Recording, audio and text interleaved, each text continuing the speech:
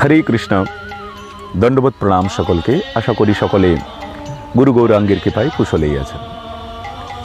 কৃষ্ণ সংকীর্তন কি একমাত্র সাধন?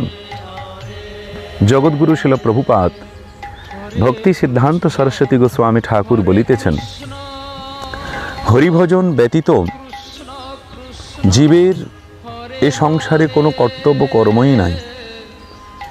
সেই বালক হোক, দরিদ্র হোক, পুরুষ হোক, নারী হোক, বা পণ্ডিত হোক, রূপবান হোক, জ্ঞানী হোক, যে অবস্থাতেই থাকুন না কেন, অন্য কোনো সাধনই নেই। একমাত্র সাধন হল শ্রীকৃষ্ণ সংকীর্তন।